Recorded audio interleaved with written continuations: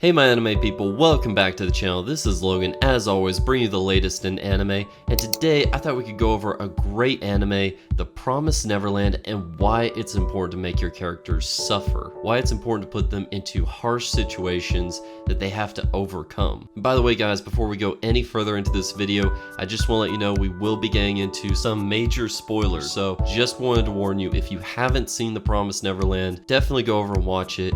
It's worth your time, it's worth a watch, check it out and then come back. But without further ado guys, let's jump into it. So after my last video, I decided to rewatch The Promised Neverland and ended up binging the entire series. And I thought to myself, you know, this is kind of a weird anime. It's kind of like a mix of horror, drama. It's like a combination of The Great Escape and the film It.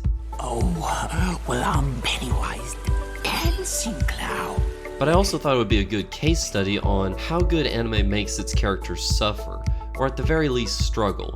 I mean, there are so many examples of anime and live action films that forget that this is the bread and butter of filmmaking. But I'm getting a little bit ahead of myself. To sum up The Promised Neverland, it follows our three main characters, Emma, Norman, and Ray, who discover that they are being raised to be slaughtered and eaten by creatures that they refer to as demons. Their goal then becomes to escape with all 37 of their other siblings and to survive out in the wild. And needless to say, it's easier said than done. But for every new obstacle introduced, the story shifts and the game changes. As soon as our protagonists think that they have numbers on their side, a new antagonist or villain is introduced to hinder their progress. When they turn this person over to their side and it looks like they're gaining the upper hand, something comes in to set them back threefold. This keeps the story engaging and never lets the characters catch their breath. Whenever you hear someone say that a film never dragged, this is what they meant. Because creating these obstacles for the characters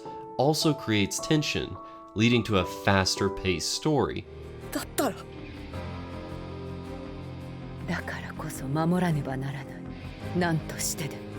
Another simple tool that The Promised Neverland uses to hinder its characters is the concept of time.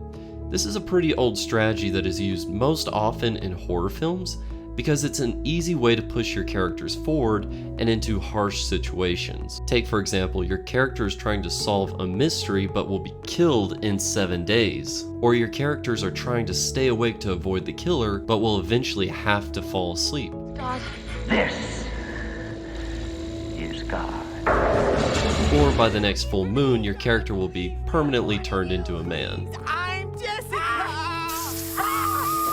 These are all examples of time being used to push characters forward. The Promised Neverland also uses this strategy extremely well. The main characters have 1 to 2 months before they are to be shipped off to be eaten, and this sets a deadline for our characters to be moving towards. The tension increases because we are moving closer to that deadline. But there's one more point I couldn't stop thinking about regarding this topic, and it actually came to me as I was writing this script out. Why do your characters suffer? Towards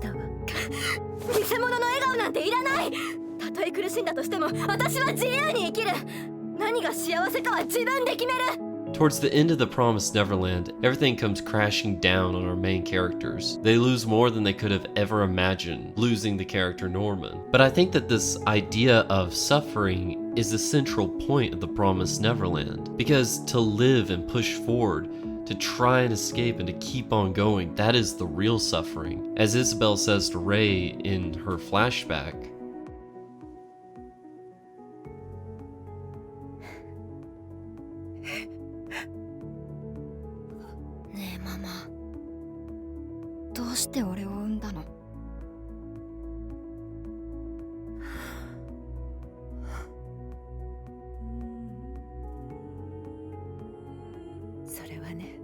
レイ、生き延びるためよ。誰よりも長く。 Those that decided to side with the demons and to become their servants are the ones that truly suffer. To live in a false world, to live with fake smiles, to watch those you love perish is the true suffering. And so it is better to embrace your pain and to embrace your suffering and push forward as our protagonist did, even if it would be easier to quit and just give in to your despair and to accept your fate. That is the meaning behind The Promised Neverland. Make your character suffer so that they may overcome, and in so doing, become more like us. I don't know if you can tell or not, but this anime is great. And if you haven't seen it, you definitely should. Right after liking and subscribing to this video, of course.